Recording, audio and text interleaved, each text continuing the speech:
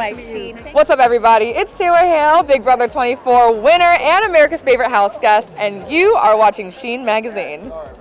All right, now what we have for you here is the biggest treat possible of the night. How are you, Taylor? I'm feeling so good and even more excited that I get to talk to another pageant sister. How are you? Listen, I am so excited because I don't know where to start with you. Listen, if you're looking at her and you're like, wait, where have I seen her?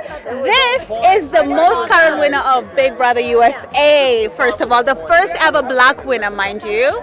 And then on top of that, she's a former Miss Michigan USA as well.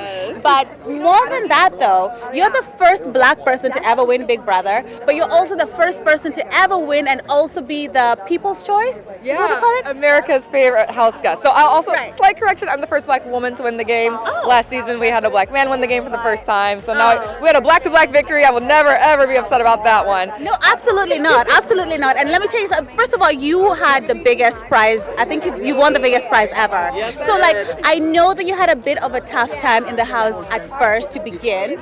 And it was everybody, I think we all fell in love with you because of how gracefully you handled all of that. Because you literally showed what we all go through in the workplaces, in everyday, day-to-day life. Now, talk to us a little bit about what it was like in there. Like, I don't want to take you back to bad memories, but just a little bit, because that was such a powerful thing for people to see. You know, I've processed it, so I'm not afraid to talk about it. Right. But I also think what I went through is not any different from what black women go through in the real world. And that's what was so important to me about going on the show. I knew that as a black woman, I would have a different experience than anybody else, and that my experience would be so similar to other black women outside in the real world.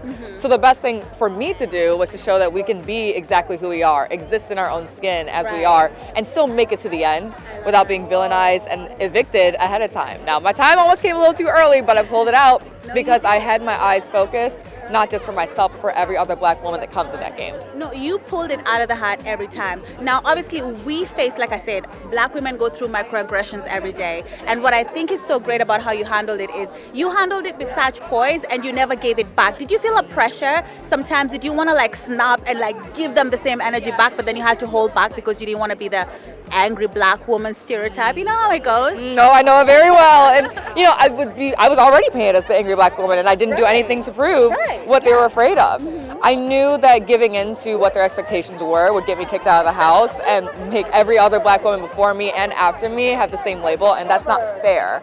So yeah, there were some times where it might have felt justified to snap back. But what was easier for me was to lay back and understand that all of America was watching with 24/7 cameras on. People decided to show themselves. I didn't have to do any more talking because America saw the truth all the time. And you know, I always tell people, obviously we're both pageant girls. We belong to the same system, the Miss USA, Miss Universe system. And I always tell young women that pageantry is so important because I think it really kind of gives you a lot of things that you take with you for the rest of your life, how to handle tough situations. Do you feel like your pageant background had a hand in how you carried yourself in the house? Oh, absolutely. Are you kidding me? People are always trying to try pageant girl, trying to make us feel that we are smaller, we're less than, because beauty is a part of the package. But I'm used to being around confident women. I'm used to being around people who are confident and also uplifting other confident people.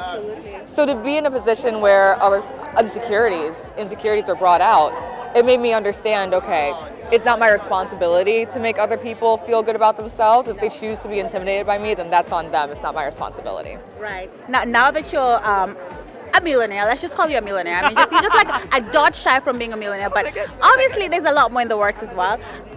We want to know, what's the next move? Are you thinking of going into acting? I know a lot of us pageant girls end up doing this. We love the camera and we love hosting, but are you looking to go into the entertainment industry? And if so, in what capacity? Obviously, you're going to be modeling, but what else? Yeah, obviously, of course. Yeah, I'm trying to get like you.